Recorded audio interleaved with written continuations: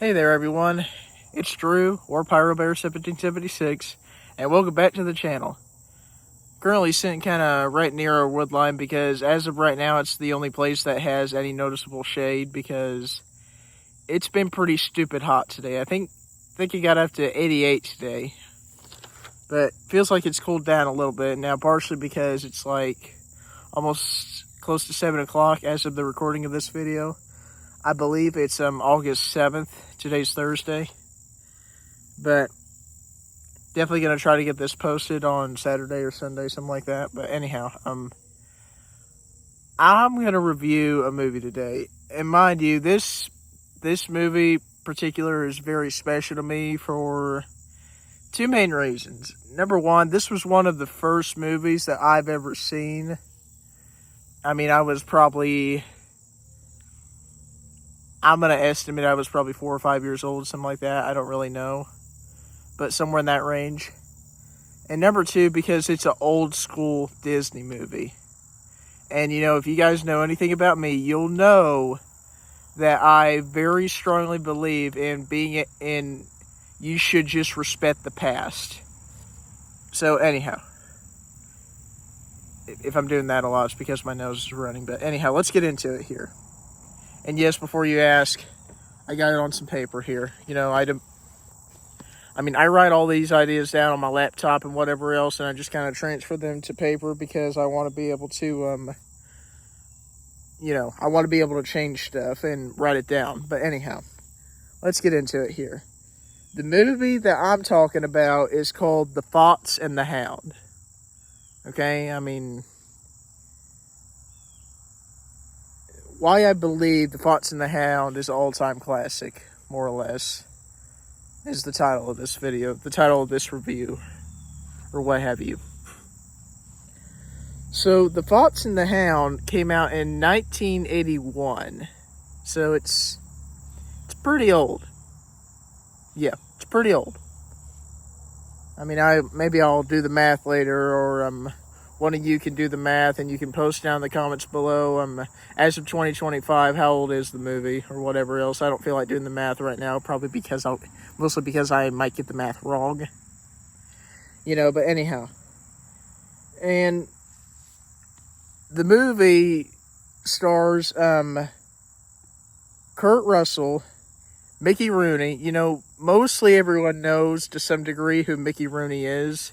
I just know he was an actor and he had a really good sense of humor. He was really funny, really straightforward, very lighthearted. Pat Bertram, I guess I'm saying that right? Jack Albertson and Jeanette Nolan. And Jeanette Nolan, she actually sings a couple songs in the movie. So anyhow, I'm going to just very quickly give you a little rundown about what the movie, what the plot kind of is, and what it kind of consists of. So, there's a dog, hound dog, his name is Copper. Then there's a wild fox whose mother ends up getting killed, shot by actually the dog's owner. But anyhow, they behind me. They end up being friends. And over the next winter, you know, the hunter takes Copper to hunt, and Todd is more or less left alone with his friends and the other animals on the farm. And sorry if I keep moving, guys. These sweat bees are driving me nuts. This movie more or less explores the concept of friendship and how friendship can either change over time or how the friendship will stay a friendship. Now, anyhow, there was a sequel that was released in 2006, 3 years after I was born. I've seen it a couple different times. Personally, not a fan. Not a fan. Like, to me, the sequel lacked the charm that the first movie had. And, you know, I've heard a lot of people say that sequels are always worse than first movies are original movies, and that's not always the case. Like, but to some degree it kind of can be, but it's not always the case. So anyhow, also wanted to mention this just before I keep moving on. This was based on a book that came out, well, that was written in 1967. So it's funny because what you think is just a movie, that movie's based on a book, and that book goes even farther out than you ever thought it would. But anyhow,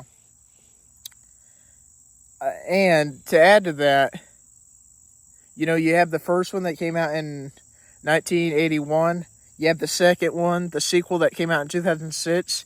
And apparently there was plans to be a third movie, which was supposedly supposed to come out in May of this year. I've looked pretty much all over the place for talk about a third movie. Get out my face, dude. And I haven't found anything about it, which is probably a good thing because, you know, first movie was awesome. Second movie was okay. Why do you think there should be a third movie? I mean, there's certain movies that don't need a sequel, and there's certain movies that don't need a third movie. Certain series, I guess you could say. But anyhow, you know, that's just me. Now, we're finally gonna get into the life lessons here. You know, I'm almost 7 minutes into the video, and we're getting to the meat and potatoes of it. I'm sorry, I love using that slang. But anyhow, it seems like to me personally, a lot of the older Disney movies and some of the newer ones, they have life lessons in them. They have something that you get in here that you walk away with. What is the deal with all these sweat bees? Sorry, but geez Louise, guys, what's the deal? But anyhow, first life lesson. So, long-term friendships. So, just as an example here, you know, you guys have heard me talk about Snoop a million different times before. You know, I've known him for like 10 years now, give or take. Sorry, guys, and I want to stay friends with him. I mean, you know, I met him when I was in 6th grade. He was my teacher in 7th and 8th. And I've known him for a while, to say the least. But there's a quote in the first movie that says something along the lines of, that a character speaks that says something along the lines of, forever is a long, long time, and time has a way of changing things. And the only thing I could really say to that is, yeah, time can change things, but it's only if you let time change things. God, them things. But anyhow,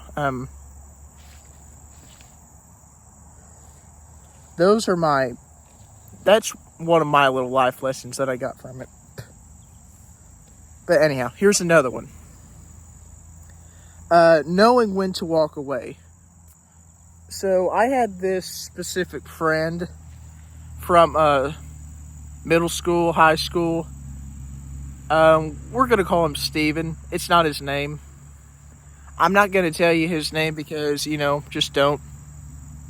But, and by the way, this is going to be its own video at some point here on the channel as well, where I tell you a little bit about Steven, who he is, and why I feel like I've kind of wanted to distance myself away from him and whatever else. But anyhow, Steven, he didn't have a want for anything. He didn't have a desire, a drive to make anything of himself. Now, whether that was because he didn't feel like he never fit into a different place, or he dealt with personal issues, or whatever the case may be, but I had to make the tough decision. Well, I say tough. God, what is the deal with those things? But I had to make the tough decision to walk away from Steven in my friendship with Steven because, for my well-being, because I started to notice a change in myself. Like, I had no drive. I wanted to sit around and play video games all day. Didn't really want to go outside and whatever the case else. But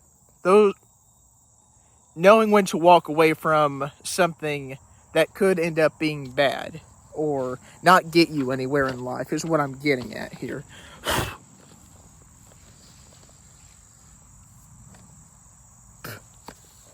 But anyhow, bottom line in that, there's certain people in your life that you're just going to have to walk away from or into friendship with so you can continue to grow in life. But here's my kind of little closing thoughts. Unfortunately, because these sweat bees are driving me insane, I know I'm trying not to complain very much of them and focus on the actual video itself. But these things are driving me nuts. Literally nuts. But anyhow, here's my kind of closing thoughts. So, like I just mentioned at the beginning of the video, the first time that I've seen the first movie, The Fox and the Hound, the original, not the sequel, I was probably around 4 or 5 years old. And that's young. I mean, that's really young. But, and it stuck with me. Granted, it's kind of been pushed into the back of my mind for a long time now. Because, you know, you get interested in other stuff. You meet new people. You talk about your different interests, your hobbies, whatever the case else. But I recommend everyone see this at some point in their life because it's a good movie. It really is. I've already mentioned this as well. The first one's really good. The second one's okay. But the first one's where it's at. But anyhow, or if you have seen The Fox and the Hound, tell me what you thought of it. Because personally, I love it. Great movie. I gotta stand up and walk here. But personally, maybe they'll leave me the heck alone. But personally, I kind of see the movie as like a tough life lesson, if you will. Kind of like Michael Keaton's Jack Frost. By the way, if you want me to review that video, that movie, I can also do that. Just drop it down in the comment section below. But that's how I kind of see The Fox and the Hound. And I also want to mention this real quick too. At the end of The Fox and the Hound, and yes, we're in spoiler territory, just so you know. At the end of the first movie, Todd and his soon-to-be wife, I'm assuming, I don't really know, they're watching over an overhang where Copper and the hunter that owns him lives. The hunter that's his dog.